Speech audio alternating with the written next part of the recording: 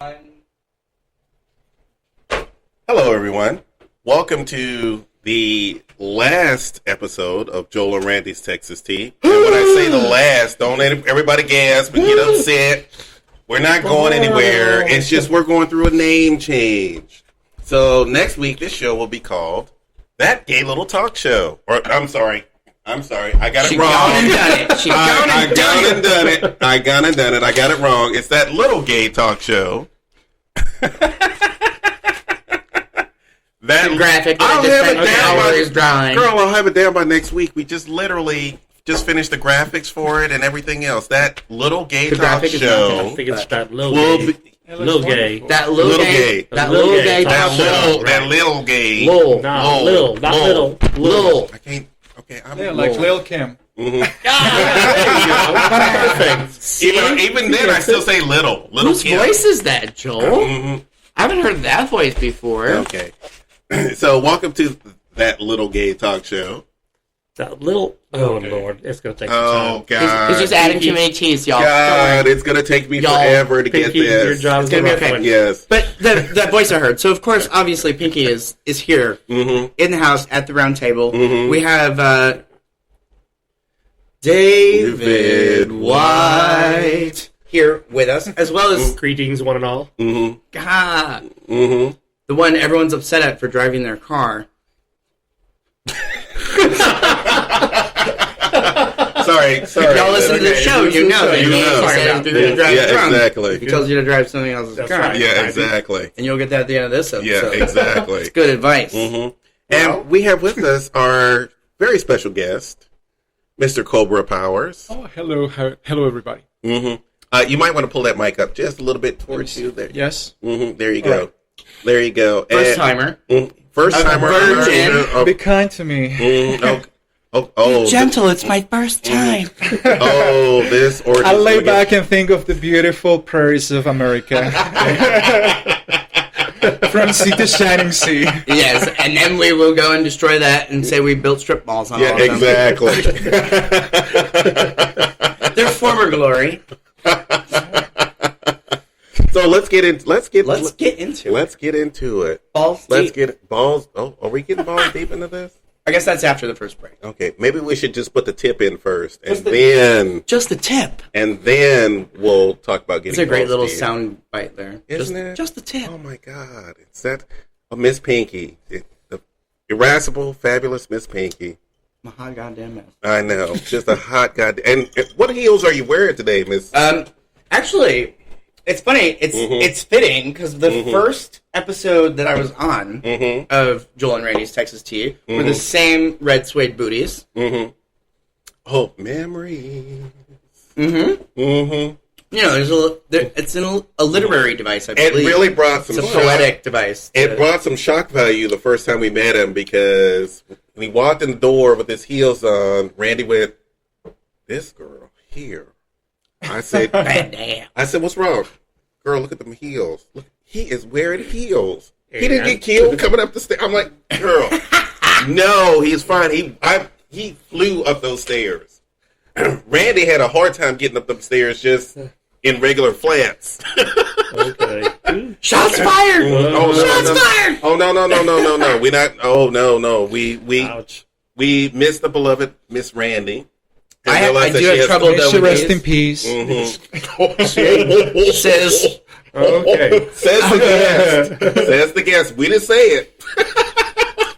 Rubber flowers. As well be Joel and Randy's Texas Tea. Rest in pieces. Yes, there you exactly. Go. There you go. We're putting it to bed. It's the long kiss goodnight for the Joel and Randy's. It's still going to be the Texas same format. It's still going to be a bunch of gays sitting around having a good time. Sometimes we'll invite a girl over. Sometimes as gays do. As gays do. You know, as I roll my eyes. None of you guys can see me roll my eyes as I say that, even though you probably hear it in my tone. Singapore on last week. Yes, we had Singapore on last week. Yeah, and Singapore, I heard that. Barely a girl. Yeah.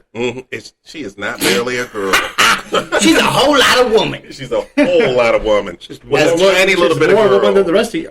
Well, maybe not all of y'all. Never mind. Hold on. Never mind. Because she's still asking me for advice and walking in heels. but charm As school's one out. does. So now that we've had fun with it being the three of us, let's get back to Cobra because this. Oh, love darling what show. you are. We need to put him on a pedestal. We need to. He's our He's very guest. tall. I don't think He is very tall. he would have a He's hard lot time taller talking to than us I if we put him on a thought. pedestal. Yeah, I know. He's a lot taller than I thought. His pictures don't do him justice because you're a lot taller than I thought you were. Really? Yeah. Mhm. A lot of people think that I'm little for some reason, but you know. Yeah, I thought you were like 5'6" or something like that. What's wrong with 5'6"? There's nothing wrong with 5'6". Little adorable pocket gays that are adorable. Yeah, too. pockets. Like, yes. A little. Put them in the purse. They remind me of like I went to Chinatown the other day and I got these like gummy unicorns that are like the cutest thing. That's when I think of like when I kind of want a gummy unicorn now. I never Yeah, heard I'll of show you them. what they Oh, look that like. looks They're good. like completely adorable. They are like multicolored. He and Instagrammed him. Didn't you? I did. Oh my god. Oh my god, you So- Instagrammed I'll it, have to didn't turn on my you? phone because I turned it off. But they are like adorable. Remind me just in a moment. And somebody was telling me, oh, they're very phallic symbol. And I told them, well, it's a horn, but it's flaccid. So what do you expect? You know, it's kind of like be like, you know. Did you like take one and like tap the horn? Like, watch this, I'll get it hard. Because that really would have messed him up. They'd be like, wait, what? What's about to No, happen? they're supposed to be magic. You put them in the freezer and They start off as Oh yeah. I imagine that like you can maybe like use them as ice cubes or something. you totally could. They're Or like yeah. a cute thing, like or garnish. Here's one. Just pass it around. You see? Oh, That's that is adorable. extremely phallic. Like, me saying that is something. oh my god. But isn't that is- adorable? That's a penis on his head. I mean, That is an uncut penis. that is a micro penis on his head Like right a little there. choke. It's Not adorable. Not But proportionately, why it's is it not. white and then pink on top? I'm like, I don't know. Not It's proportionately. It's a I'm little pink on choke on top. his head. I'm white and pink on top. What's wrong with that? And it's not. It's David not. has no words. There are no words. David has People, absolutely it is not no a chode words. proportionately. It looks a little. Uncut, like very uncut. Well, Like he's wearing a turtleneck. Yeah, exactly. We'll call him trumpet. Well, it starts off as soft candy in your hand, but it's hard candy the minute it reaches your mouth. So Wouldn't that I be guess- a Wonka candy That would be that for the unicorn horn? Just the horn to be like rolling around in there. Are we talking Johnny Depp, Willy Wonka, or are we talking Gene? I'm sorry, I almost No, said old Gene school. Hackman. I was gonna say old school. old school for Johnny sure. Depp is because like way too creepy. It's he was too creepy and not perverted enough. The original is way more perverted. gives me like Michael Jackson tease, and I love Michael Jackson, but still, you know, I wouldn't fuck him. Sorry, can I say? He's yes. You just did. You just did. Oh, Devin, this is not. I mean, I love Michael Jackson, but you know, yeah. As most Europeans do, I think. I think that's. Oh, yeah. mhm. I mean, Americans, love. we're still He's sitting on the American. fence. The man is American. No, I'm talking about. Like outside, Oh, the audience. overseas. Overseas. Yeah. Because they're able He's to still just well differentiate between Yeah. his talent and his personal politics. I mean, Yeah. the fact that he had like a kitty farm, you know, Okay, shouldn't you know affect. what? It does not affect the fact that he's I- the king I'm of gonna- He pop. will always be remembered for. Okay, I know I'm going to get in trouble for this, and that's fine. Oh Lord. I am one of those people who are like, I know, I grew up with Michael Jackson. I know what he went through. I know that he just wanted to be a child. He had all this money. All he wanted to do was be a child. Yes, he surrounded himself with children. And yes, maybe it might have looked a little inappropriate. Didn't he also want to be like white? I mean, like Okay, geisha skin. That's not. No, but- we're not going to get into See, that. I don't believe, and honestly, That's too much to get into. I don't. I If don't we were to think- no. get into the psychology of Michael Jackson, That it could would take probably 9 be a college episodes. course. Yeah, That'd be that would be a college college course. So I don't have It time for is. that. It's psych. All I can like say is that I 1304. don't. I'm sorry. I'm just one of those people who don't believe the stories. Yeah, I don't think that he was I don't- into what they say that he was into, because honestly, could you even imagine it? I don't even think those kids are his. Like I don't think Peter parents Pan or would have done it for whatever. me. They don't even look like him. Come on. I don't even think that he's even. No, Has Peter he- Pan wouldn't have done it for me. I mean, if you had me like on all fours on the bed, like staring at Peter Pan, like maybe the cute chunky one, And but not Peter Pan. Here's the thing, and this is always what got me. was the fact that, okay, the first time that this happened with Michael, Wade Robson. He had to go through the whole humiliating taking pictures of And he his paid penis, the family off. and no, hold on. Said a lot of He went through court. He was found not guilty. That was all said and done. Mm-hmm. That was all said and done. And then he And then a second time. What parent in their right mind? Now, look, I'm a parent of a child. Ones who didn't get the money the first time. Exactly. Who is at Neverland Ranch with my child going, oh, no, you're not, no. I will be, my child sleeps with me in this room. He does not come into your room at all for no reason. And there's not even to use the bathroom. But hold on. I mean, that's where I'm going to disagree with you and the real perverse nature of any of that. He took advantage of people seriously underneath even, indescribable means. Their trust. Their trust and their means that they had to go back to. I mean, the abusive husbands and the shitty dads and the questionable youths, and those things where they would have normally encountered massive insurmountable odds out in the real world. He took those people, he plucked those people who were posed between, this decision between doing that and like letting your kid have like everything, or thinking you were giving your kid everything as a parent, and then being a parent folded into that, and you having access to his wait staff and his this and that and the other. It's like I can't I can't let that go. So here's my question. That makes it seem even more fucked up. If that's the case, why are we still letting Bryan Singer get away with this? Because the people who run Hollywood still protect him, like the people who run Hollywood. And you would have to ask yourself who runs Hollywood, actually. But they protect him. Yeah. And that's a whole who runs the media, who runs Hollywood, and what do they actually believe? Because it comes down to very much a culture and a belief system. Did you say a cult? A culture, well, yes, but a we're not talking Scientology. That's another. No, that's exactly what we're talking about. We just don't put that name to it. Well, it's more than that. It goes way back. Like I would say, if you want to say, that particular branch, it came into being sort of in the middle of the 20th century. But way before that, if you go back to the 18th century, 17th century, you get sort of the genesis of it. And we are probably not going to get into this at least the first time, because it's way too deep. Not our first time, way too deep. Way too deep. My favorite conspiracy about Michael Jackson's is that he is LaToya Jackson. I still believe it. I still believe it. Like, have you seen pictures of them? Like, like, how can somebody get like the same kind of plastic surgery? I cannot. Yeah. So we're saying that Michael is still alive, but LaToya might be dead. Yeah. I think that would be saying they're both the same person, aren't they? Yes, they are. I think all three of them are the same person. All three of them. Who's the third person? Really? Who's the only one still alive? Don't throw Janet in this. Don't you dare throw Janet. Janet's is living her best life. Janet is living her best life. Y'all leave Janet alone. Because Michael's finally gone. She can be herself. She's got control. She's got control. I've been on a Janet Jackson sort of like phase lately. I listened to all of her albums since Rhythm Nation. And she's the most versatile pop star that I've listened to. American pop star. Because in her second album, her second big album, Janet, she has dance music, she has opera, like choir music, she has rock, she has R&B, she has 60s kind of swingish kind of music. Rock music. Yeah. She has, and then in Velvet Rope, also very versatile record, and then in All For You as well. So she's the most versatile pop star in American Denitis, I believe. And I don't think that people really appreciate her. I think they get like just a little hint of who she is as an artist.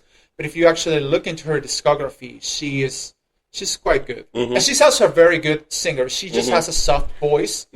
But as far as control, as far as pitch, she's good. Mm-hmm. Yeah. I think with Velvet Rope, I think it threw a lot of people off because it was such a sensual, very sexual album, and it was her enjoying being a woman in that album, and I think it did throw a lot of people off. I enjoyed it. I loved that album. I think it was very urban as well. Yes, and I exactly. And I loved the fact that I knew the place she was going. Yeah, and I was enjoying the ride that she was going on. Yeah. As a gay man, to have a woman thrust me into her sexual world.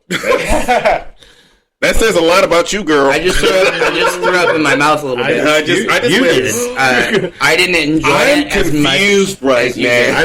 I didn't even think about it. I didn't enjoy that. I didn't enjoy hearing about it as much as you enjoyed having but it. I listened to her entire album, and it's just a love song of being a woman who enjoys her sexuality. And I just think that I thought it was one of the best albums she ever made. Also very cathartic. Yeah. Because it starts from a very dark place, and she sort of heals through it. Yeah, exactly. So that's one thing that I do appreciate about that record. It's quite dark, but also she heals her way through the album to find self-love and self-acceptance. So that's one thing that I do love about her. We are big on self-love on this show. And if she wants to be Michael Jackson and Janet Jackson at the same time, bless her soul. Yeah. Okay, we're still not going to do that. No, we're still not going to do that. I could do the LaToya thing, but I'm not doing the Janet thing. Yeah. I can even do her. They have another sister. The one who did Centipede? Yes. What's Human Centipede? Human Centipede. She did Human Centipede? No, she has a song called that is a Centipede that actually Michael Jackson wrote, and she's like swinging, Okay, it's very, but it's a lot of fun. Yeah, it's a lot of fun. Yeah, it was one of those one-hit wonders from a Jackson family member, and I'm like, first of all, there's another sister? Yeah. I didn't know there was another sister. She's like the oldest of all the Jacksons. Yeah. So I think it's like Cece or something. I can't remember, but I know that it was some kind of fun name, but yes, and you don't hear anything about her at all. It's I didn't know. I did not know until I saw that video. That's because so like if you've ever seen what is it? Lucius Lyon. The name of the show. Oh, it's Empire? Empire. Yes. She is the oldest brother of that gang who gets the brains, and then everyone else, gets the rest of the talent. I'm not up on my Empire. Well, no, Andre's the older brother. He went to the Ivy League school. I'm going to be honest. I stopped watching after season 2. I'm like, I'm done. This was cute. Oh, you should watch after season 2 for sure. This was cute. I'm not saying the recent stuff is good. I'm still living for the Jussie Smollett thing. I live for the Jussie Smollett mess. Oh my god, it's still a mess. It's still a mess. I love. It's still a fucking mess. Can I say this? This is gay drama at its best. Yeah. It's better than the show. I'm like, oh my god. And we talked about my theory on that, and now it's coming out that it seems a little bit more like my theory than it seemed like at first. Okay, recap that theory, girl. Well, my theory was that he did it just to show the holes in the justice system, and that he could retract and poke at that, and then they would cover their tracks and make and protect their own. I think he was trying to make. I think he was trying to leverage for more money, and he did it all wrong. Because he was like, compared to speaking to the rest of the cast members, he was very low paid. Yeah.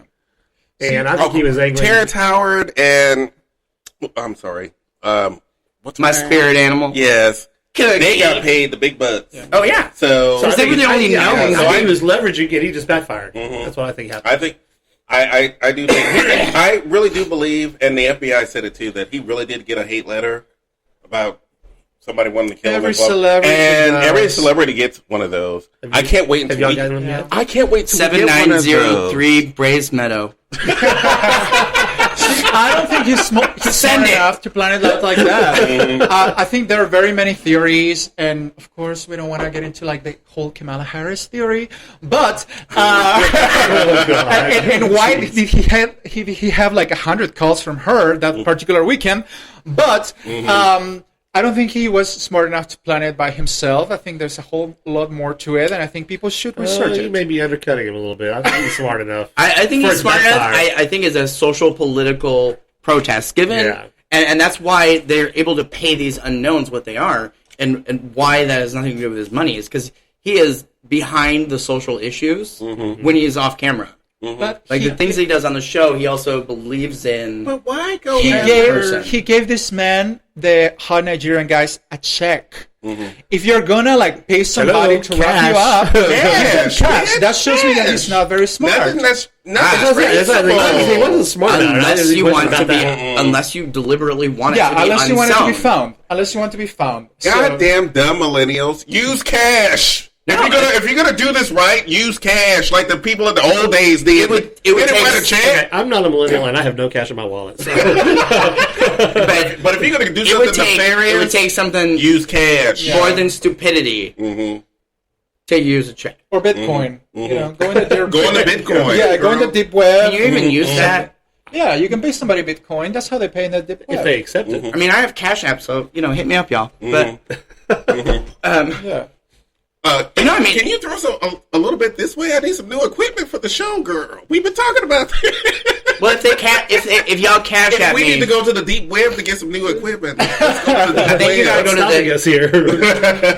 I think the deep that you're thinking of, Joel, is Deep Throat. The deep web doesn't pay like that. Okay, you know what? Unless you sell like your organs or something, but I have an extra testicle. I don't know. Can I get rid of a toe for some new microphones? I'm okay. No, those are actually. Take care of which toe you get rid of because they each have a purpose. I know. I bet somebody has a fetish for toes. Important. Actually, every single toe. Like you'll have very important. You'll be all kinds of cantankerously fucked up, walking around the house like stumbling all over the place. And like even the pinky toe, it's like one of the most important toes. Because of the word pinky. Balance. Yep.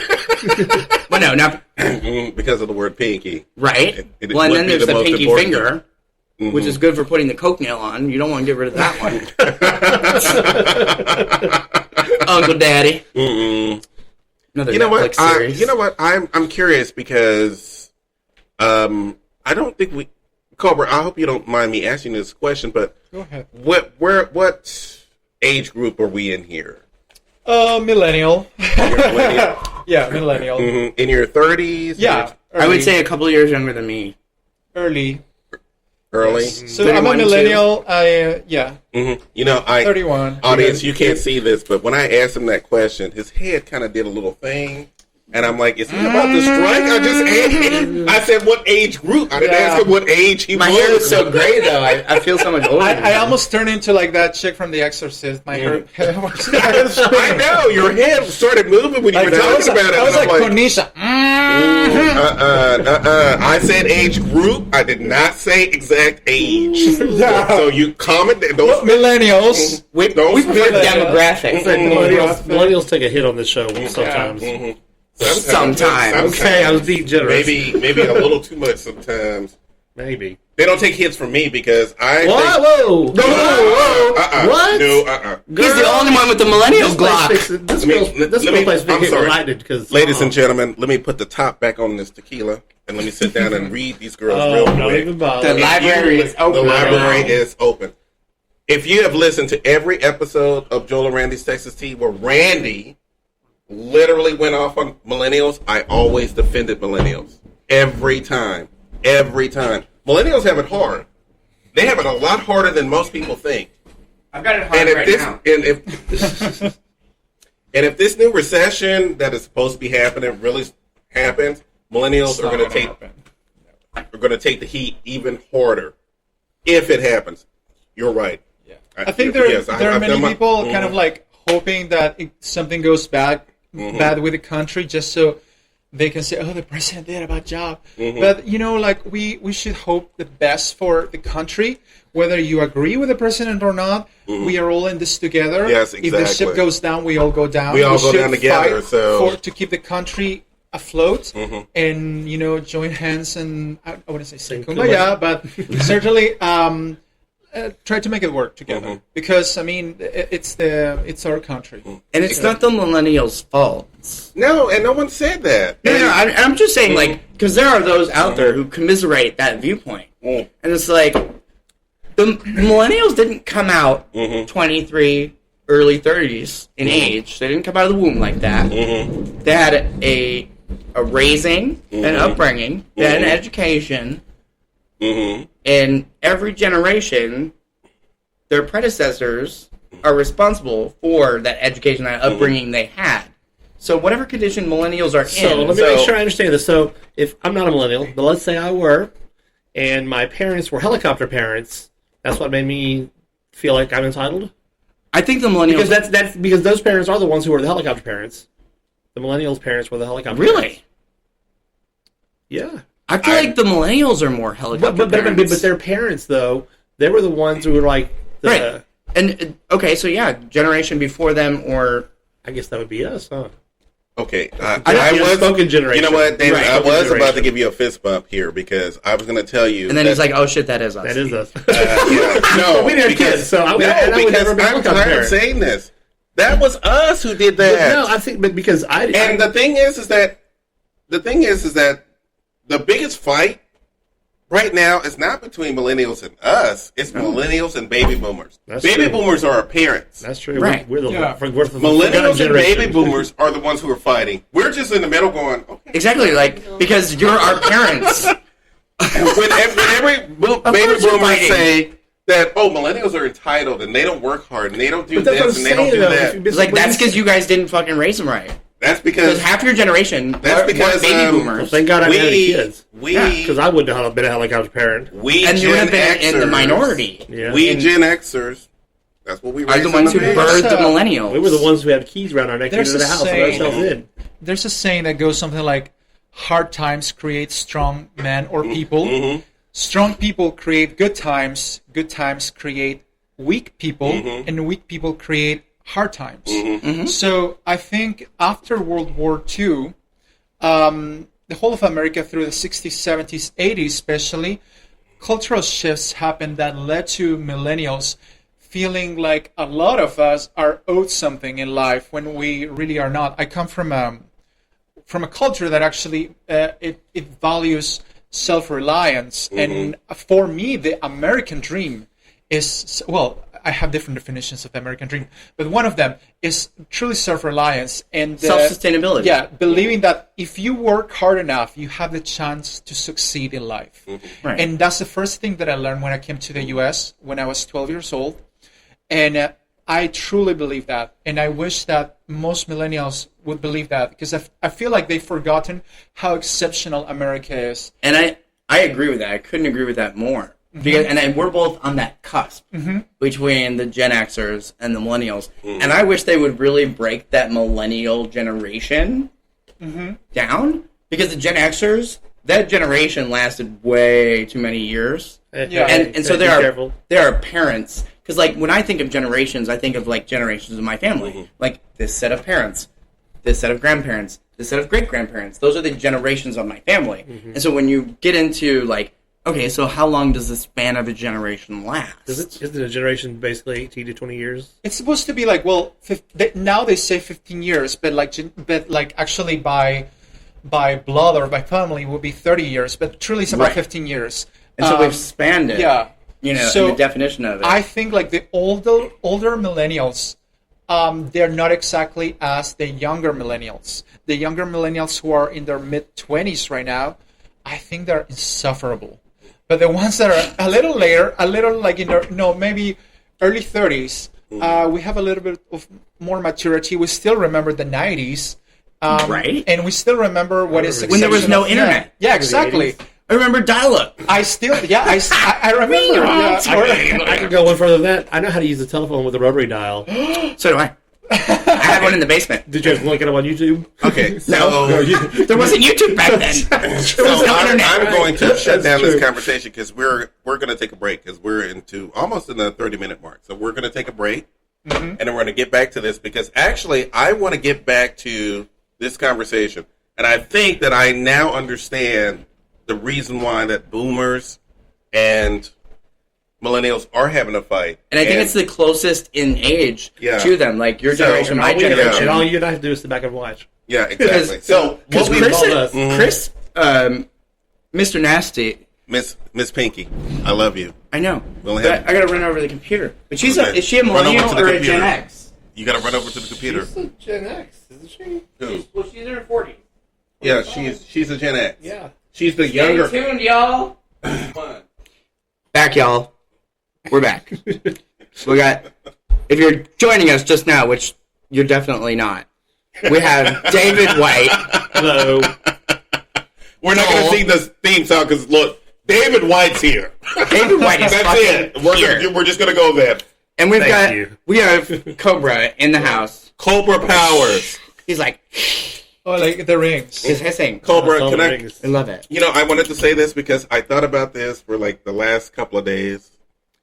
Your name sounds like an evil villain in the DC universe.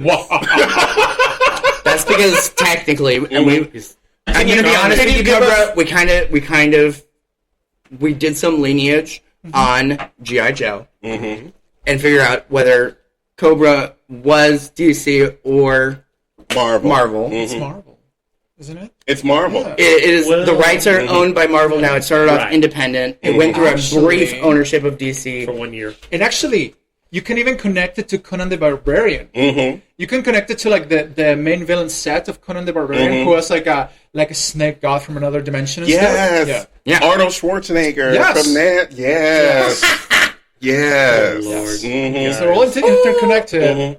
So, Cobra, let me ask you one little question because Yes, I'm love. really curious.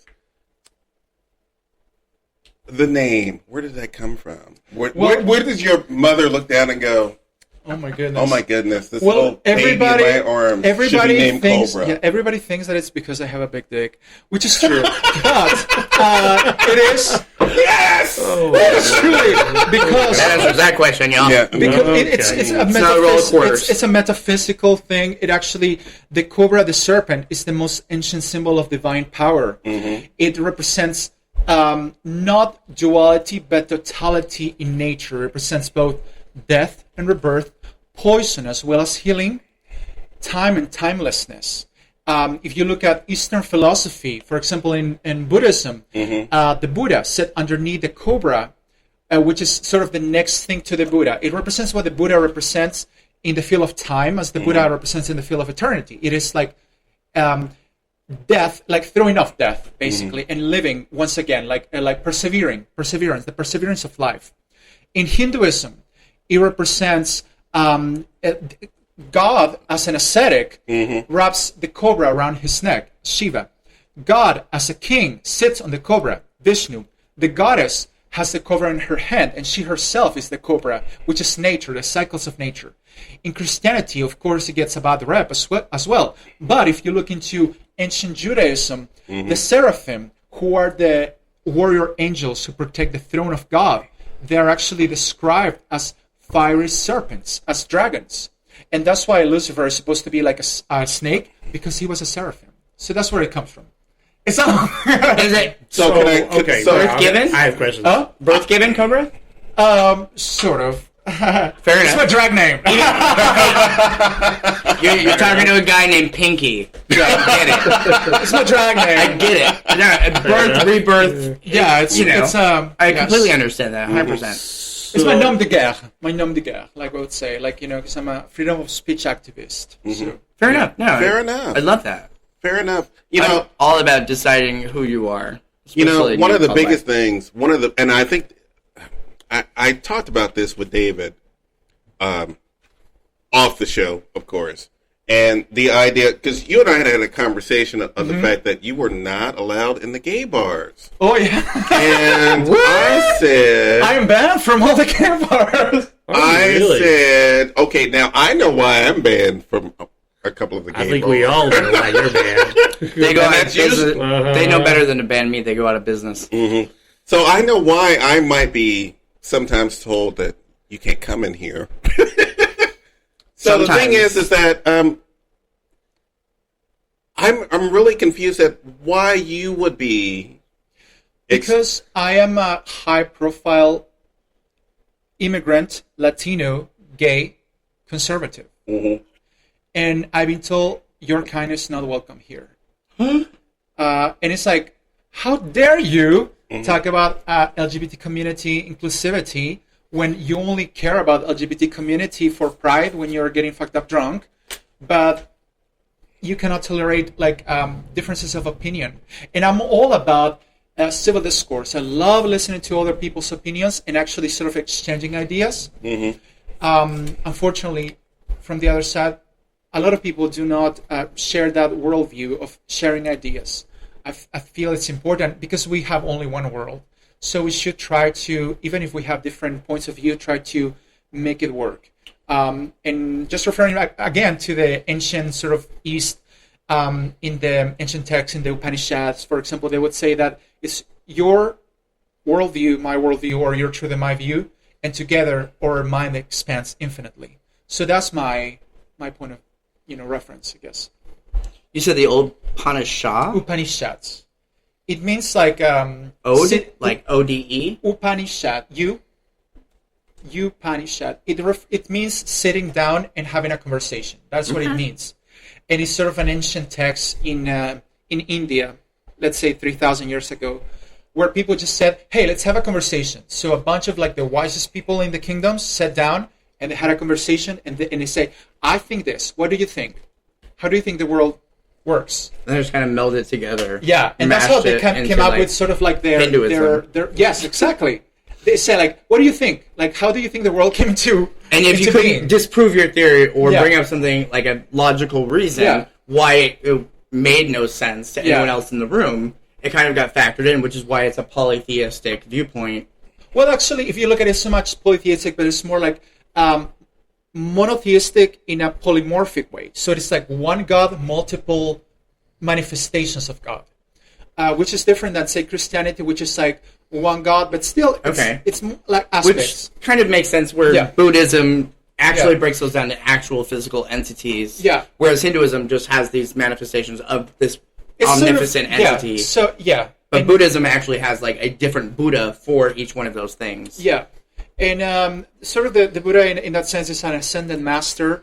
And it's interesting because in Mahayana Buddhism, like Tibetan Buddhism, it has both a peaceful and a wrathful form. Right. So the same the elephant. Buddha, so the same Buddha that it represents peace can take on this monstrous form to fight off ignorance and stupidity in the world. Right. And sort of break you open, or force your mind open in crack a way. The skull. Yeah, crack the skull. where it's necessary. No, okay, so yes. Back to the band from the bars, because that's no, I love that so much, because I guess I'm just a really fucking good tipper. And BRB, everyone learned their lesson when BRB had to shut down when they banned me from... I've been thrown out. I've been thrown out of I've been thrown out of everywhere, but they don't ban me for life. I've never been banned. They learned that lesson from BRB. Are you banned from life? No, the last time that I was there, after sort of a very public outing as a gay conservative, I was told your kind is not welcome here. By management or by somebody in the bar? By some $3 an hour plus tips kind of person. How long ago? How long ago? This was in December, I believe. Oh, they don't work there anymore. Okay. That's true. Turnover is very high. Yeah. No, okay, so you are the guy who stays cool and gets the drink thrown on him by saying something that upsets his debate co-star, or are you the one throwing the drink? No, I don't throw things on people. I am the kind of person that prefers to have a conversation. But you're able to keep your cool and you don't raise your voice. No. I prefer to keep a conversation going. If that cannot happen, I will as long as you're talking sensical as far as things I can entertain as far as the debate is concerned and bringing up relevant points. Yeah. But and so then they end up raising their voices because you've said something that undermines them. Okay, so then you're the one getting the drink thrown on you. Unfortunately, that's what. Fair enough. No, I like that very much. I enjoy that. I'm a big devil's advocate guy, so I'm the guy who gets the drink thrown on him as well. And I've been told by the gays that I'm the devil. Well, I'm not going to be your bottom. Okay, you know what? /tag I might be. That's actually a good thing and a bad thing, because sometimes the gays do like the devil, so it's okay. Here's something that I'm, and I have to throw this in here because the whole point of, I have been told for many, many years, Joel, you're a great conversationalist, blah, blah, blah, blah, blah. You need to do this and that. To have this kind of conversation is something that I have been wanting to have for quite some time. The thing is that I don't like the idea of conflict in the gay community. I think it's okay to be different. And it's okay to say, hey, look, I may not agree with you, but as a gay man, we share that. We share that. The most important thing is that we share the fact that we're both gay. We don't have to agree with each other, but I'm never going to exclude you from anything else because that's wrong to do. And and coming from a place of as a black person, the idea of exclusion to me is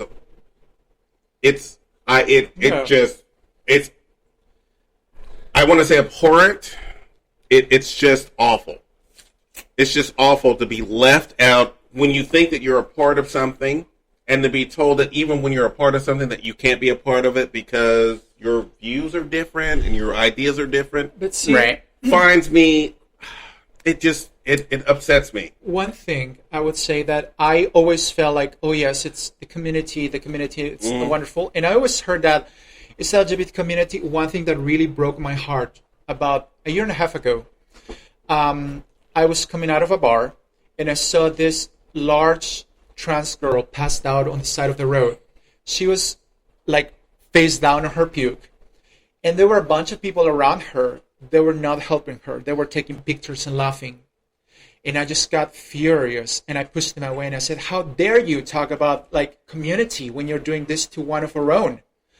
And I picked her up and I took her home and she was crying and she was covering her puke and she was like, I'm so sorry. And I told her, honey, like, don't tell me you're sorry to me. Like, you just like you should be sorry to you because you put yourself in a bad situation. Right. Like you could really get hurt. Somebody could really hurt you. Really hurt you. Or I mean, she could hurt the why people aren't taking people and hurt other people and young people younger than her. Seriously as individuals. Yeah. So that really broke my heart, and it showed me that there's truly when it comes down to it, I don't think that there's a community. It's like if you don't want to be a sideshow, stop acting like a sideshow and like act like a part of the community and be a reason it comes together versus a reason that people stand on the side of the road and take pictures. What kind of friend sister takes pictures with you on Instagram? They weren't her friends. No, they were just like random people that saw this trans girl. Which I can kind of understand. I mean, there's that thing like in adolescence we find humor in things that aren't necessarily humorous, which is terrible. You know, in misery or like other things. Like, I mean, farts will always be funny, whatever. Not with strangers. I don't know. But as a guy, as a dude, like, primarily, farts are funny, but you grow out of it. You know, on the most part, unless you're, like, with the guys. And then it can be funny again. So, but let me put this to you. And I'm going to put this, I'm going to say this to the millennials at the table. And they're the older millennials, so I'm going to say this to the millennials at the table. David, you be quiet over there, David. No, because David will participate in this because he'll understand. You know, at a time when we were going through stuff, I'm not going to mention the stuff because if you're older, you know. We have heard that. When we were going through stuff, we were there for each other. Yeah. When a queen was down, we were there for each other. You said we weren't going through this. Okay. I think this really has. I think you didn't mean a literal queen, David. Okay, I'm making a point here, so you'll understand. I know what you're. And that's where the struggle between acceptance. We were there for. Is it a world community or is it the gay community? Yeah, and it's just like we go back to the pride thing. Okay, so the thing is that we were there for each other. That's what we had to do for each other. When we saw that, that's what we had to do. Because that's who we were as a community. That's the thing about people, though. What's happening in the gay community to hear that story, to hear your story, Cobra, if that had happened 20 years ago, there would have been a bunch of queens who would have taken her home, who would have... Because they didn't have phones and Instagrams and things it wouldn't even been that. It wouldn't have been that. It would have been the fact that they would have taken her home, they would have done all that stuff, it would have. Because that's what we would have done. Because the fact that, shitty people in the group. Where did we get to the point where our compassion didn't translate down? I'll tell you where. Why did our compassion not translate down to...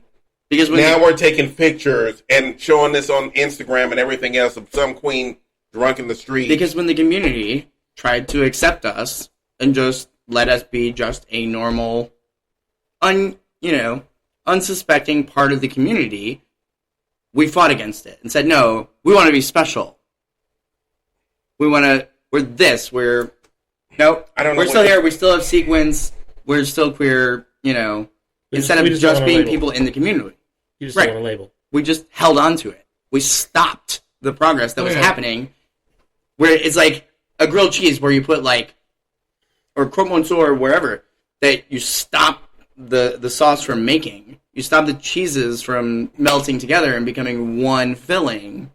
You say, no, I want it. I want to be a grilled cheese, but separate from the other half of the sandwich. It's like, no, you can't do that. You either all one of it, and that's where the community comes in. That's where I argue with that point. It's like the sense of community comes from the division within our own community. One, so let's fix our own backyard before we start looking at everybody else's, and let's be one people, a global people, versus just being one community of gays, because a house divided cannot stand. Yes. Is what the basis of our country is built off of. Mm-hmm. So we are either one American people, regardless of whether we're gay, and hold pride in Montrose, and complain about it being in downtown Houston because it's no longer separate, and bohemian and low budget. Let's not complain about wins. Let's take those wins and build up on them, and quit making it a gay thing. Let's have Houston pride, not Pride Houston, but let's have Houston Pride, where there's no division of the people who live in the greatest melting pot of the country. And, that's a wonderful point because, as I said, I've been very segregated by the local gay community. At the same time, as a Latino immigrant gay person, I've been absolutely embraced by the conservatives. And a lot of people tell me, no, they're not going to accept you. They hate you.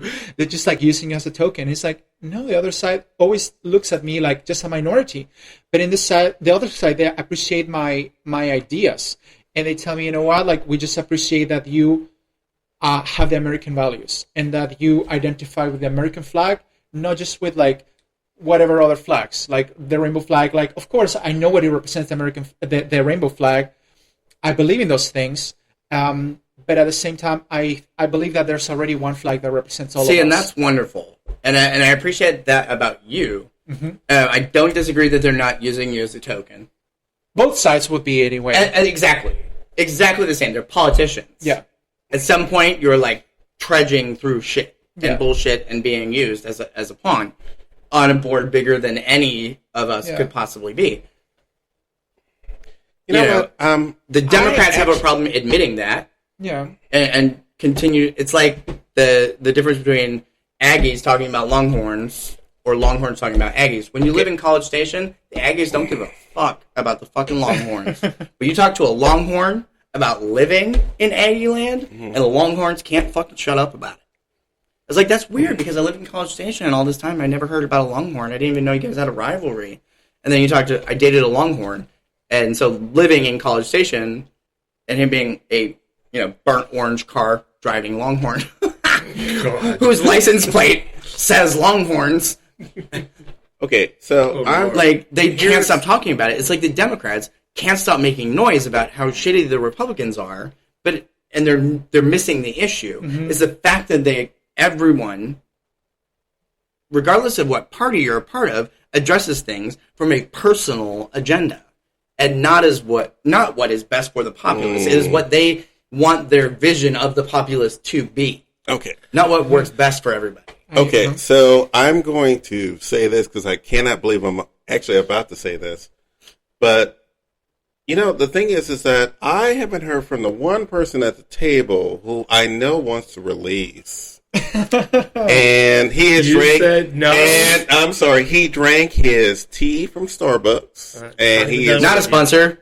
It's not. And I really think that David, it's about time for you to have your Electra moment. Okay, so I'm going to read a text message that I got from Joel. It says, and I'm quoting. Is it the tequila text message? No. Oh. That's a little bit later on.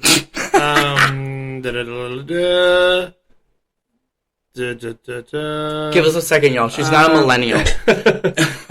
The text is real big. It's taking a long time to scroll through it.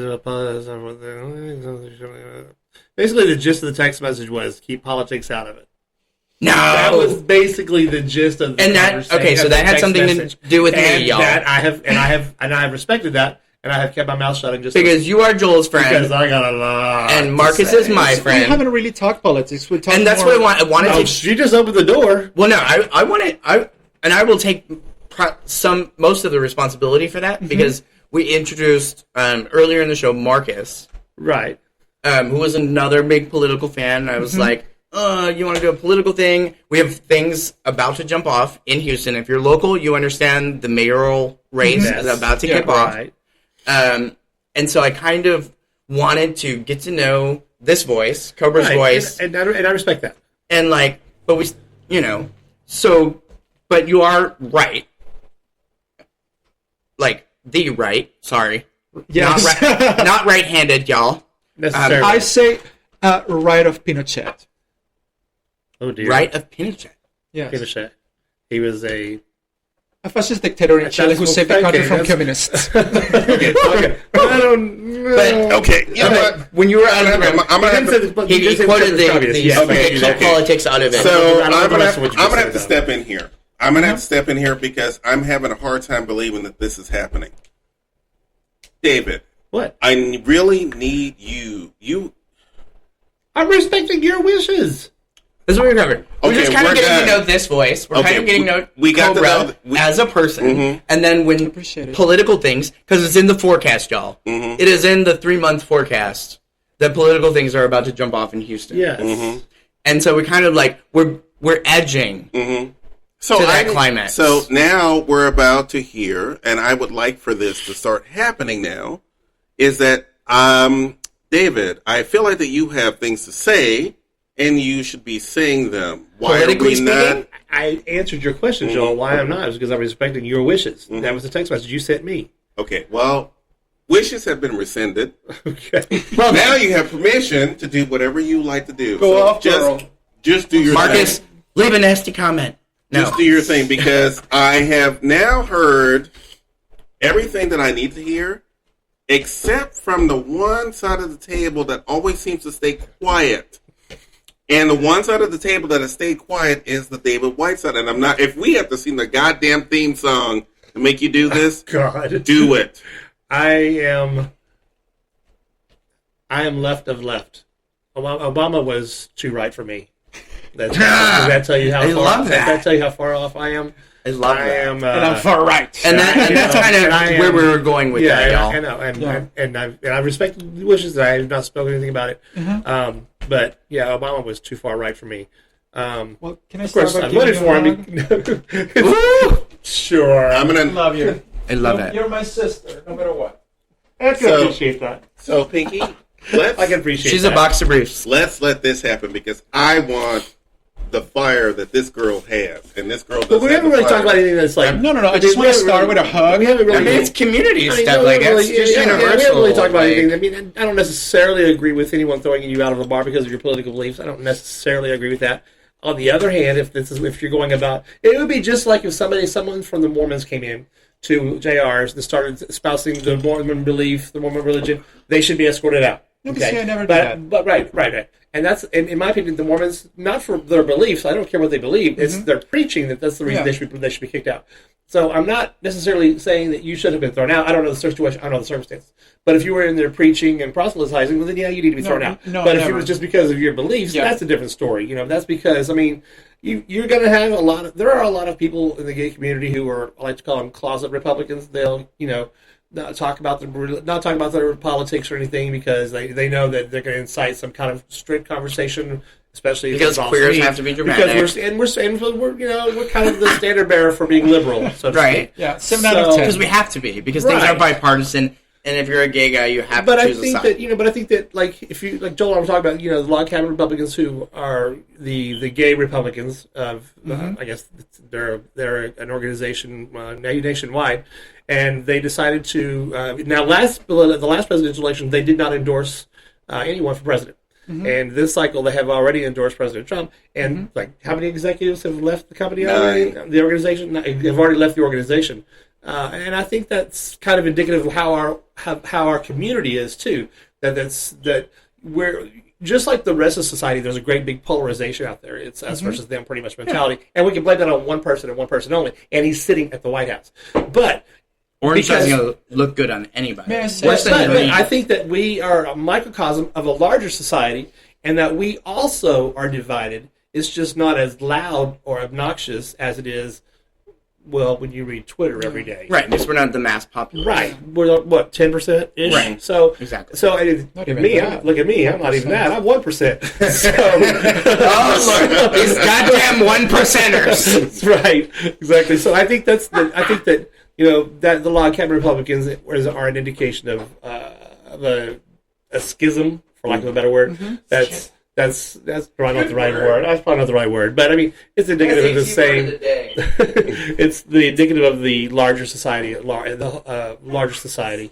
And frankly, I don't know how you can be a log cabin Republican and be gay at the same time, but that's a conversation for a different day. So, may I say something? I think that the extreme polarization in the country didn't start with Trump. I agree with you. I started to see it around 2012, especially with the riots, like Black Lives Matter, with the extreme feminism and the rape culture and sort of those articles that sort of started to create this very PC social justice warrior thing that. At some point, I understand it's, of course, necessary because we do need to be more compassionate for people who do suffer. But at the same time, when it becomes about sort of like being a killjoy, that's when people are like, it's almost being a social justice warrior is kind of like a joke now because of that.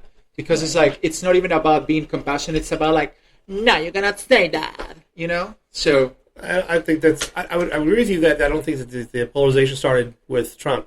I believe that it actually started with Obama in his first term when the Republicans would not work with him. And why would they not work with him? Well, everything that... Because she was gay. Imagine if Obama were in office today and everything is backwards.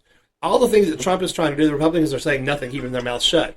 But if Obama were trying to do all these things, they would be screaming and hollering impeachment from day one. But the Republicans aren't even speaking about impeachment because it's Trump, and so all of it's okay. So I agree that it's an embarrassment on their party. To speak against it, and Mitch McConnell too. Right. But I think that's actually where it began when President Obama was elected. I think that's when the division started to come in. When Trump came along with his birtherism and then running for president, and then God forbid getting the presidency, that just made the schism even larger, so to speak. And he continues to egg it on today with all of his white supremacist beliefs and frankly, Stephen Miller, who just needs to just die and go away. And so it's perpetuated and gotten worse since President Trump took office. Because you don't get a bigger stage with him. It got worse with him. Yeah, okay. I mean, it couldn't have given a worse icon. You couldn't have given a less responsible icon a bigger stage. You couldn't give a white supremacist a bigger stage. That's really and the fact that Stephen Miller all of his views against immigrants and migrants and people of color. That all comes from Stephen Miller. Right. And the whole thing about Stephen Miller is he's actually Jewish. His lineage is from a Jewish lineage. So how does he square that circle? Same way Hitler did.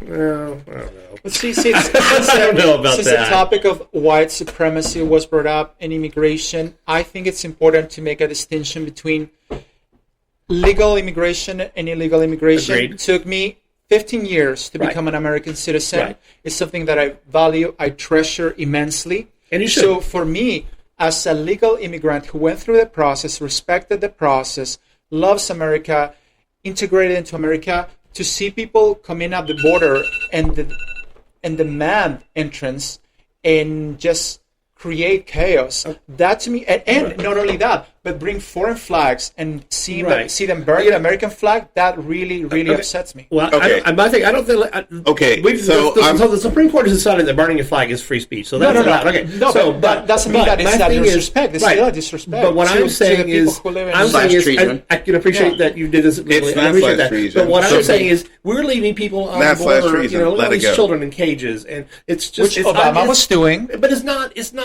not American. Forget about it. They should do this the legal way. It's not American. Okay, people who are suffering and stay on the border. Guys, I want to take that fire, and now are trying to put it out prematurely. I need to take a hard break, and then we're going to get right back into this. That got you the hard. only reason why. Fair enough. No wonder he was encouraging it so much, y'all. The only reason I'm taking a hard break is for commercials. Now for our sponsor, Cialis. And then we're going to get right back into this. We're going to get right back into this. So we're going to take a hard break, and then we're going to come right back. And literally, we're going to come right back. So cover your eyes, y'all. Because he's coming right back. He's coming right back. I will say before he taps that, if it's called a camp, and you decide to live there yourself voluntarily, there's something fucking wrong with it. Okay, we're back. No. We are back. We are back. Hockey rules. We're back for the third half. And the last half. I'm from Hockey Town. 3 halves. So there are 3 halves in hockey. So let me ask a question to all the gays at the table who have heterosexual friends, and we all have heterosexual friends. How do you think our heterosexual friends view us when we're with another person? So here, I'm gonna jump out here and get on everybody's bad side about this and no, you couldn't possibly be that unbiased. I just have friends. The fact that they are heterosexual is unimportant unless I am friends with them. Oh, no, this is the last episode of the show. It's fine. Based on their sexuality, which if I'm friends with them based on their sexuality, I know they're at least bi. Whether they identify as bi or not. Because I'm having sex with them. Okay, but Pinky, that's not what I'm asking. What I'm really asking is the fact that even though that I have heterosexual friends that I've been friends with for years. Do they ask you those questions? No. But here's the thing. Exactly. Here's the thing. When they see me with another person who happens to be someone I'm either dating or in a relationship with or what have you, they are trying to figure out who is that person.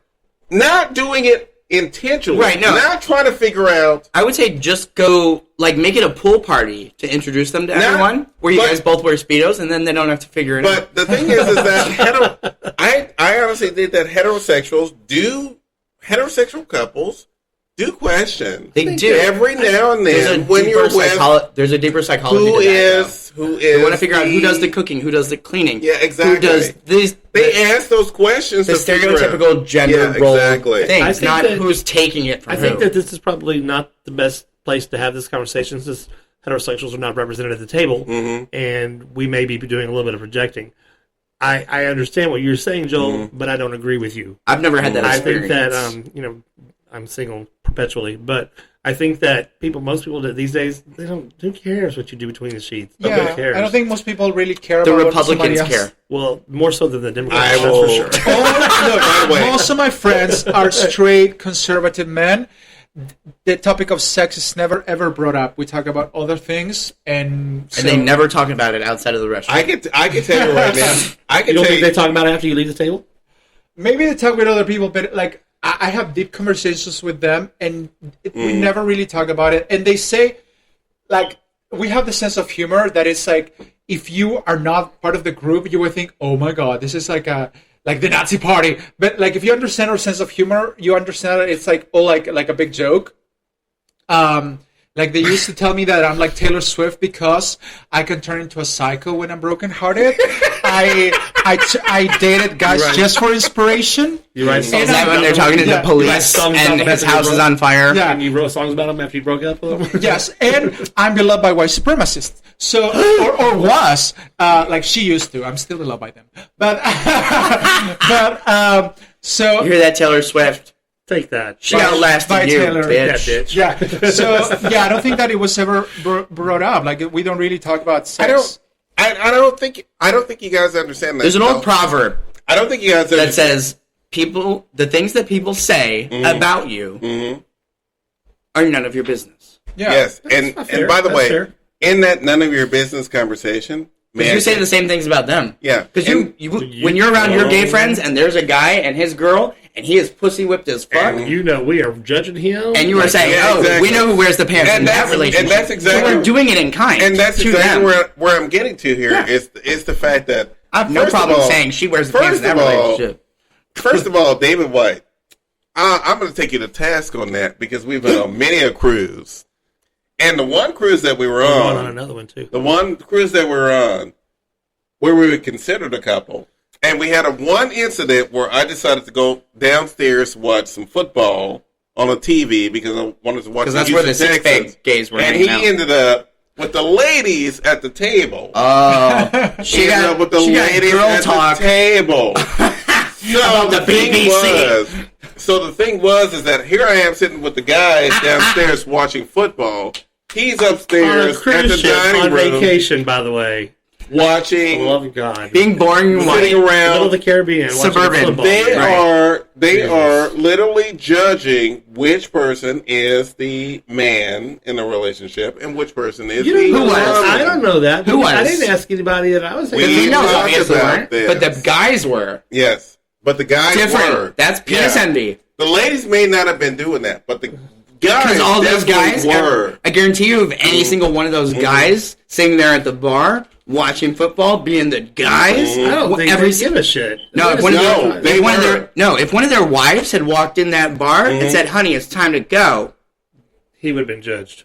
he'd have been out in a snap. Yeah. He'd have been because he didn't want to spend the rest of that cruise bottled up with her, shaking it up, building the tension, ready to sleep on the couch for the next month and a half because he disobeyed. Because the next day after we had dinner, we were sitting around talking about what was going on with the Houston Texans and everything else. Yeah, you should have And posed them the same question. And one of the Who wears women the pants went, in your relationship? One of the women went, so David was with us that night, and The I'm pot like, stirrer. no. Because I care nothing about the Texans. Every group And has I'm a like, pot are you stirrer, and that's serious? obviously her. Did she have like medium length hair and like? But David wore was floral having a prints? good time. David was having a good time having dinner with the ladies and doing their thing. And I told David, I'm like, I'm going to go downstairs and watch the game. I'm not going Like to dinner. You go all do those your husbands thing. did to And their we're not- wives Yeah, exactly. prior to departing. Exactly. And we're not even that kind of couple, but he went upstairs to have dinner. I went And downstairs the to watch girls the game. had nothing to And say and about. I didn't Well, expect the Cody, husband. we didn't sit around and talk about who does what in bed. Were you talking about anybody No, upstairs? no one does No. that. Exactly. No, You guys no weren't one talking about does any. that. Were the guys No, talking but- about the girls downstairs? No, none of that. But So it was, why do you feel that way? Because it with heterosexuals, it's always about the roles. That is racist or sexist Sexist. of you. Yeah, it's always Again, about the roles. But that's sexist of and you. I didn't That's- like the idea No, of. that's not fair because you That's do you not have perpetuating a heterosexual stereotype. person sitting at this table to counter you. Yeah, on I this. know, but- so you're projecting your views, which you're You're feelings. doing the same thing they're doing about talking about Exactly. homosexuals. But there's not somebody there to say, no, that's not true about all Exactly. homosexuals. That's what I'm trying to say. You're doing exactly what you're accusing But him of doing. I'm even if I'm doing that, I was literally sitting there just trying to watch the game, and these guys were telling me, I asked literally, you if they were, if literally anyone, telling me, hey, David's up there with the ladies. but I just asked you about it. You said you guys weren't talking about any of that. David's up there with the ladies. Why aren't you up there? And I'm like, I want to watch the game. I don't really care what David's doing. But I asked you about that, and you said no. And they you guys weren't talking put about the it. idea of roles on me because I'm like, How really? do you know? David couldn't was that the do- next question? No, no. The next thing was the fact that David couldn't be on the ship doing whatever he wanted to do. I wanted to come down here and watch the game. That's what I wanted to do. My whole thing was he was on vacation. We're on vacation. I wanted to come down here and watch the game. Why can't David wanted to do whatever he wanted to do at the time? So why do you put roles on me and him when we're doing our so then opposite thing? I will ask you the question again, because when I asked it a second ago, you said that they weren't talking about anybody downstairs where the ladies were hanging out. Upstairs, downstairs, across the boat, bow, stern. I think you're just we're the guys talking about the gals. It wasn't about reading more into it. It was about the fact that the moment that we sat down at the table, they thought that we were a couple. That was because the moment that's our fault. Because you guys adopted to a group of couples. We played that role. We had a great time. But I found the idea of the fact that I can't be myself. And I can't be myself and David can't be himself. David wanted to go to dinner. Hold on. Now, in all fairness, and playing devil's advocate to these straight folks, who, this rarely happens, y'all, so benchmark it right on your calendar. Was anyone unfair? Did anyone say that David wasn't himself? Did anyone say that you weren't yourself? Did they not allow you guys to be yourselves, or were they just inquiring? No, what they said was the moment that we sat down at the table is that automatically, we were a couple. We were a couple the moment we sat down. To be fair, in a group of couples. To be fair, we did nothing to... And we did nothing to change that. We had a great time with it. So you let them on. Things like that, you let them we on. had a great time with it. And, wait, lead them on? We just didn't... We just didn't think otherwise. By the way, the gayest couple at the table was not us. No, it wasn't. It was the couple from Dallas. A heterosexual couple. A heterosexual couple who were the gayest couple at the table. When that queen opened her mouth, that purse goes, we had to come. Leslie That's Fendi bag. It was many Leslie Jordan and his wife at the table. She opened her mouth. I love that. They were the gayest couple at the table, and everybody's like, this couple. Girl, this Chanel is that the one? Is that the one married to, what's her face, the talk show host? Leslie Jordan? I don't think he's married to a woman. Is it Wanda? Well, I mean, she's not really a woman. It doesn't matter. The fact of the matter is no. The female show host who's really a man. Charles, the fact of the matter is... Wendy Williams? Yes! Charles, you were digging for that, weren't you? Yes. It didn't matter. The moment that we sat down at the table, we automatically became a couple. We literally became a couple because we were two guys who were together. With a bunch of other couples. Two other couples. Yeah. And because we were both gay, we had a great time with it. And we had fun with it. And we just did the whole thing. But like I said, the moment we decided... You don't think those straight guys and their wives said the same thing? The moment that we separated from each other and decided he wanted to go to dinner, and I was like, I'm going to go... With the girls? No, he wasn't even... That wasn't even a plan. That was not a plan. He wanted to go to dinner, and I wanted to go watch the game. So there was nobody else sitting at your guys' table? No, there were people sitting at the table. But we talked before we left. I understand the that. Hotel room. Just like the couples talked before they went to watch the Houston Texans game. I'm going to go to dinner. And I'm like, I'm going to go watch the game. Do you understand that same conversation happened in more than just your cabin on the cruise? You frustrate me so much. I'm just saying, the husband said to their wives, the wife said, I'm going to go to dinner. The husband said, I'm going to go watch the game. The same as you said to him. Again, there's no heterosexual person here to validate your belief or not validate your belief. So I'm just playing devil's advocate. I don't think that it's fair to paint a broad swath of saying this is what heterosexuals think. I'm not saying that either. They think that I'm not saying that either. What I'm saying is that we were in our room. We said, "Hey, what do you want to do?" He said, "Hey, I'm going to go to dinner. I'm going to go to dinner, and that's what I'm going to do because it's 9:00." I said, hey, the Texans are playing. I'm going to go downstairs into the lounge and watch the game. That's what I'm going to do. And all I just said he went to dinner. He ended up in a table full of women whose husbands were downstairs watching the game with me. So you are making the assumption that he was with the women and that you were with the guys. I'm not making an assumption. And maybe exactly what happened. Like the things they were saying were pointed. It's not. It's exactly what happened. It's exactly what happened. Fair enough. I'm just asking. He went to dinner and he ended up sitting at the table and he was waiting for other people to come there. And it turned out to be all the women who were there when we were having dinner before. They have assigned seats. Yes. You sit at the same table for dinner, so if their husbands are missing it, they're at the bar. The husbands were missing because they were at the game downstairs when I was at the bar. Purely a coincidence. It was purely a coincidence. Right. So, the next day when we came back to have dinner as a group, the women went, oh, well, we all sat up here with David and we had dinner. So they assumed you were the bottom one and figured out where you were because you weren't. You guys were downstairs watching the game, and I'm like, the guys were downstairs, basically. That's exactly what they said. I was in their mind. I understand what you're saying. That I was the woman of the relationship. Exactly. But if that relationship existed, and so the only reason but the psychology behind that and them, they were confused. Then were they? Yes. So if I was going to make an appraisal of you and David on a cruise ship,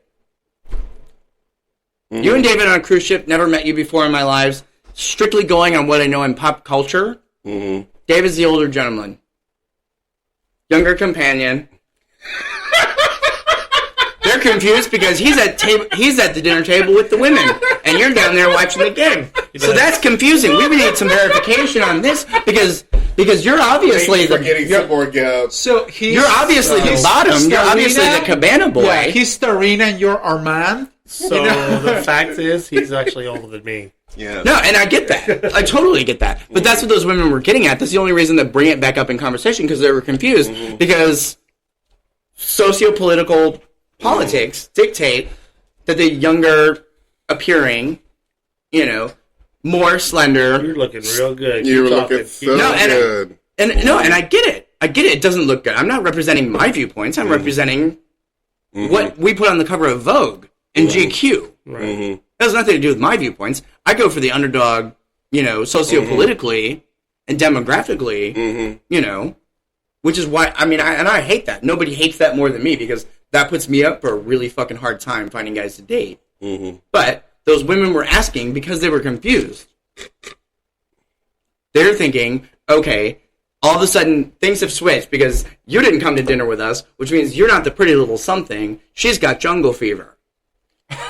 And they want to figure out, they have this Mandingo kind of concept. Wait, what? Yes. Where the hell are you going the rails here?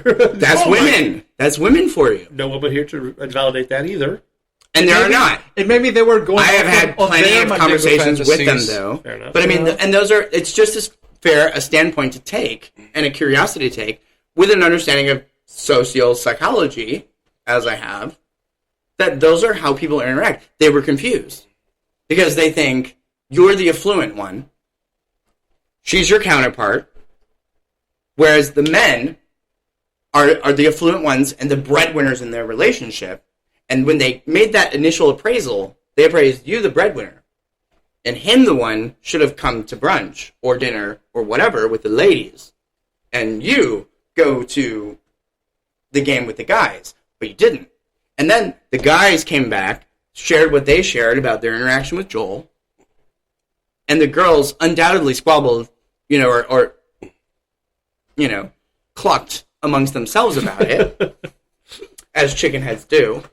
And then, so they were a little bit confused. So at dinner, they kind of brought it up in a non-confrontational, generic way to kind of like, what's going on here? What's the real about that? And so actually, Joel, it's the ladies trying to figure out who's playing the role in y'all's relationship on that love boat 100%, not the guys. I find women are much more curious about gay stuff than straight men ever because are. They're downtrodden in that. They're automatically, because they have a vagina, less than the man in that relationship. Yeah, so I completely Did you hang out with the women? I completely disagree. I think that the men and maybe because I can't believe I'm saying this. Yeah, but I can't believe I'm saying this. Because I spent a lot of time with the dudes, they automatically thought that maybe David might be the wife in the relationship, and I didn't get that.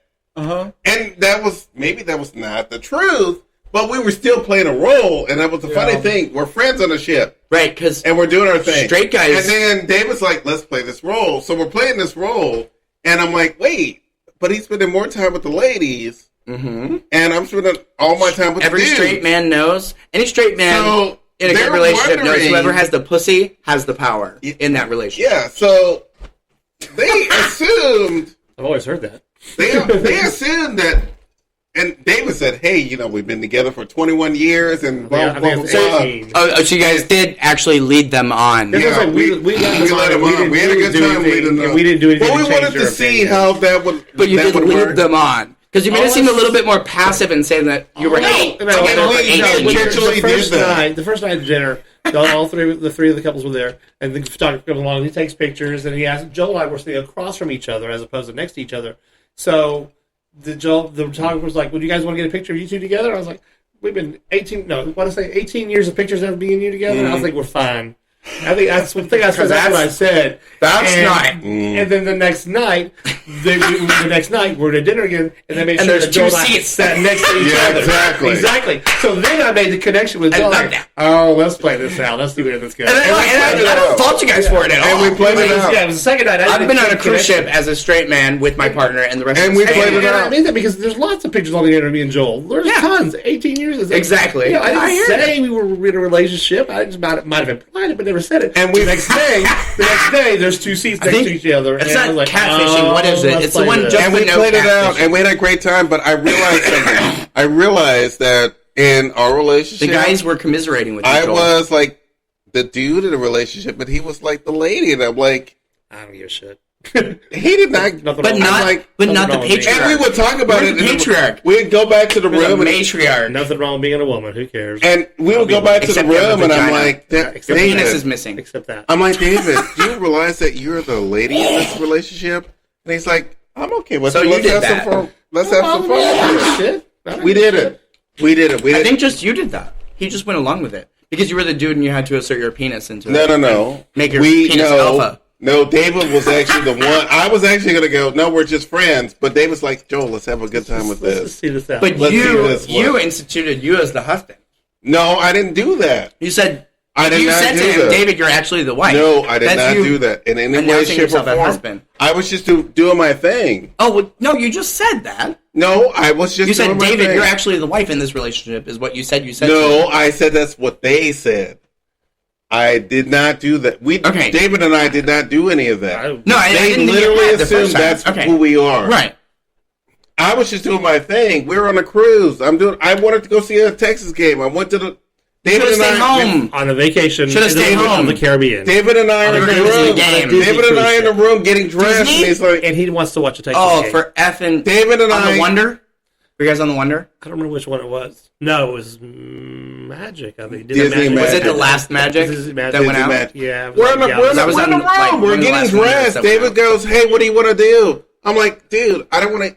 It's 9 o'clock. I don't want to go to dinner. It's 9 o'clock. I'm on a cruise ship. What do you think I want to do? I want to watch the Texans. If you want to go to dinner, that's fine. I'm going to go downstairs." I would really. The only reason I went down there is because they have a cigar bar and they had some fine cognacs. So I went down there. I feel like that's not the case. I feel like I had a great time, and I didn't realize that the husbands were the table. And now you're justifying it with cognac and cigars.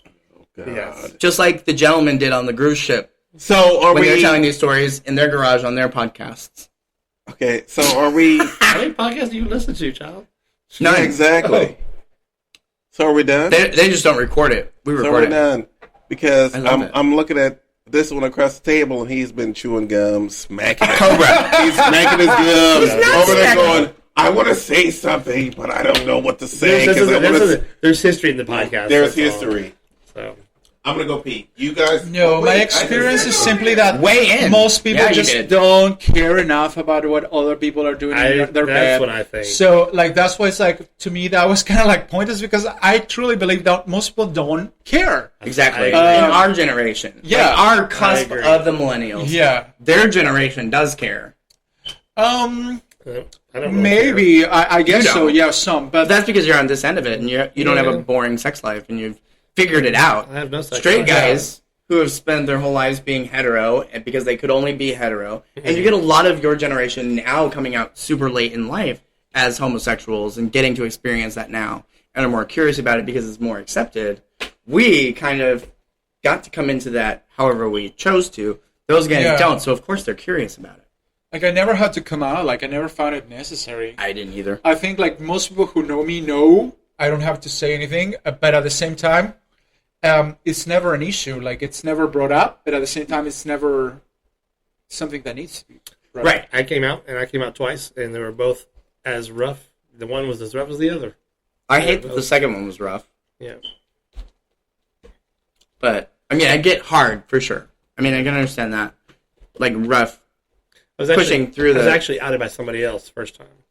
So that's what made it even rough. That's shitty. I had to come out on their terms instead of my own terms. See, and I find it... Okay, and all of you straight listeners out there, if there are any of you, if you think you have a gay sibling and you are listening... Let them do not say, "Oh, well, I knew all along." No, let them. It's like just let them be a fucking person until they actually identify with it or not. Let them come out on their terms and not your term. That's fine. Right. Definitely don't out anybody. That's not if somebody comes to you in that in confidence and says that you're the only person who knows. It's not your business to tell anybody else. I'm sorry. What are we talking about now? Being outed. I just came out.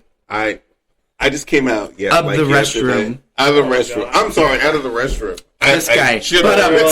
Girl, please. It was a rim shot, I'm y'all. sorry. I was trying to invoke some humor in here. Are we at the end? We're almost at the end. We have like 5 minutes. Are we at the short hairs yet? We're not. We started with the tip, but now we'll end it at the short hairs. Yes. So let's get down here. Let's get down here. Let's get down here. The last little bit. Miss Pinky. Bite your bottom lip, y'all. Miss Pinky, we're at the end. And we have to let everybody know the fact of the matter is that Joel and Randy's Texas Tea was fun. And it is done. And we're about to move on to new territory and do this and that. We sold the recipe, y'all. We sold the recipe. Actually, I think somebody stole it from you, didn't they? Ooh. Texas Tea. I feel like somebody is throwing Texas Tea. You know what? I'm going to pull her up because... it wasn't stolen from us. It wasn't stolen. Fair enough. We'll give it to the birds or the fish, if you will. It wasn't stolen. But I want to send out a shout out to the girls who have the show, Texas Tea. Because I would ain't the Texas Tea. I know, but I would like for them to be on the show because I think it would be cute. I think it would be cute. We have creative differences. Really? So don't come on the show. Oh, there we are. Hold on. It's on Spotify. And are they sponsors? Texas Tea. They're not sponsors. It's Texas Tea with Jess and Suze. Please listen to that because it is fun. I listened to it and I'm like, wait a minute. These bitches show... How do people have time to listen to podcasts? I know. These bitches stole our show. If you have time to listen to one podcast, y'all, if your commute's not that long, listen to ours, not theirs. I have one and one only. That's what I listen to.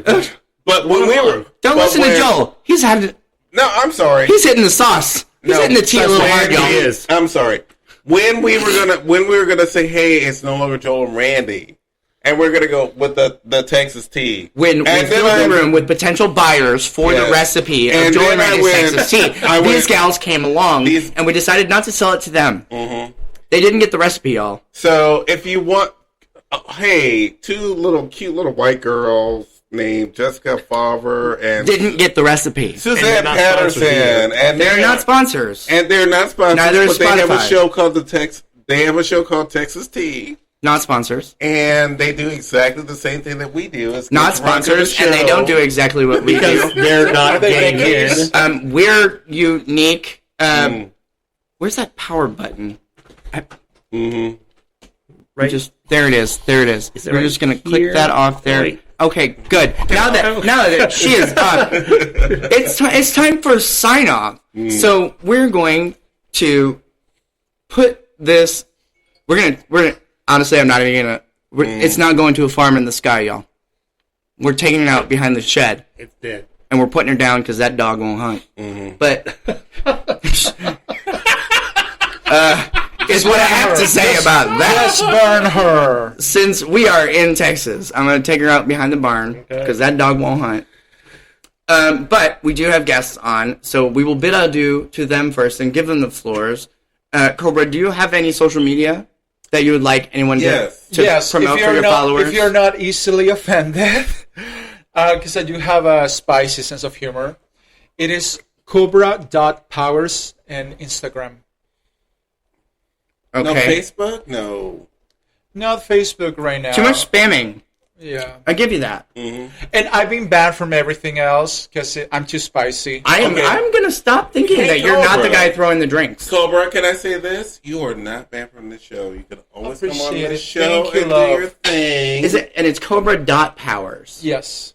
Okay. So no, On Instagram. you know when Milo Yiannopoulos, who is a gay libertarian, was banned from Twitter, I was immediately perma-banned after him because we were like close. I'm going to say this, and I'm looking at the two most wonderful people on the planet who might hate me right now, and they're going to hate me right now.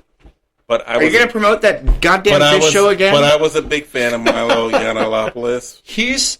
I can't pronounce his last name, but I was a big fan of his. Polychronopoulos? I believed in his whole idea of gay autonomy, doing your thing, and I listened to his speeches for a long time, and I loved him.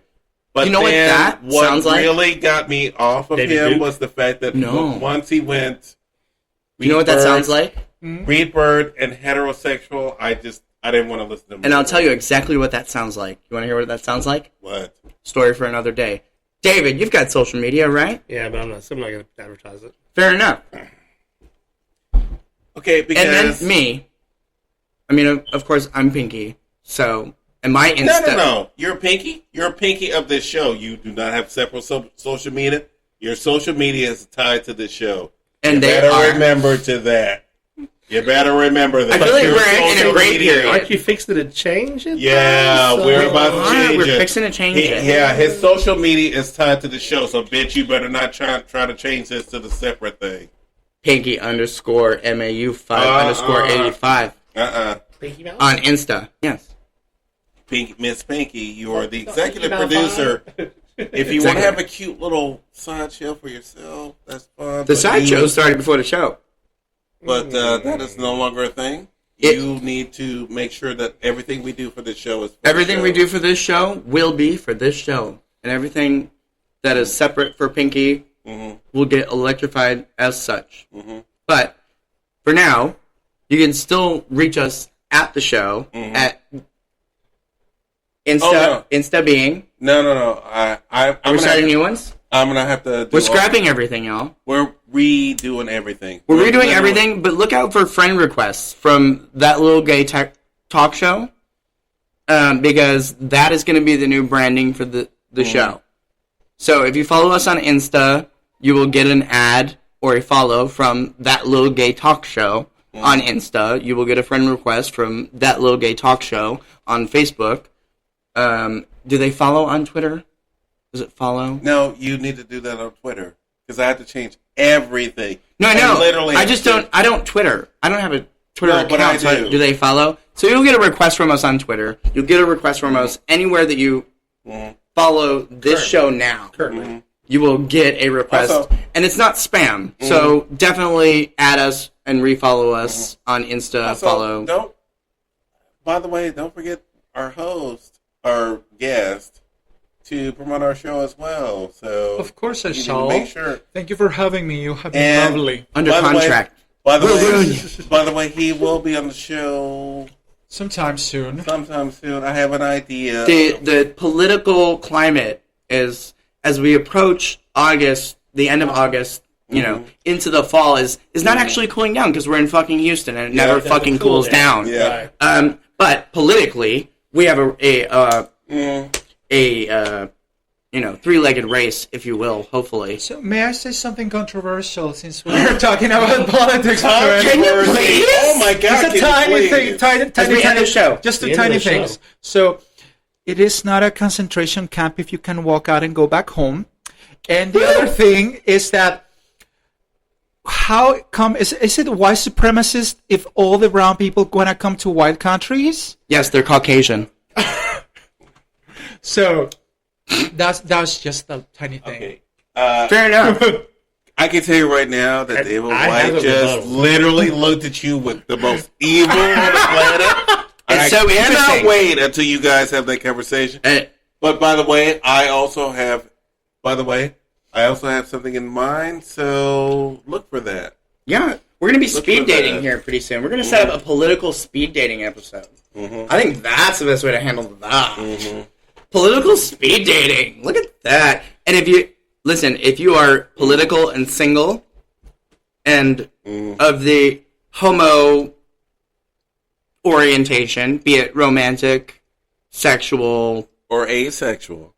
Remember, asexual. Or that's the most important thing. homo-romantic, homosexual. If you're of the homo, what would they call that? Constitution? Prefix? Persuasion. If you're of the homo persuasion. If you like putting your pluses with pluses and your minuses with minuses. Why don't you just end the show? Because it's already gone on too long. Well, I'm just in case anyone wanted to start any more fires. In the show, that little gay talk show is now done. I said it right. That little gay talk show. Exactly. Lil gay. Lil. How long have you lived in Houston, Joel? Lil gay. I'm not gonna get it right, so stop it. I'm from Detroit. I'm just saying. So are you gonna, if you're gonna do the intro, then that little and that's how we're gonna record those bits, y'all, for the song. And he's going whoa. And it's gonna sound like a dog chewing peanut butter. Exactly, gay talk show. But look out for it. It's coming at you. It's not spam. We sold the recipe. Pinky bought it. If you're gonna drink and drive someone else's car. Bam. That's what I was looking for. That's what I'm looking for, y'all. Bam. And that is the exit. She's already out the door and it's closed. And by the way, I'm gonna say if you're not gonna be good, y'all be good at it. Yeah, exactly. But I'm gonna sign us off because we're done. Because you're the last one who signs off. Yes, I know. It's written on the board. Is it? Yes. Okay. Guest, regulars, host, Pinky, then Joel. Okay. Ba-dow. Oh wow, we're really having a good time with this ending. Oh my god, girl, we're gonna be good at this. All right, so we're finally at the short hairs, y'all. Yeah. That last little bit was quite a struggle. Bye, y'all.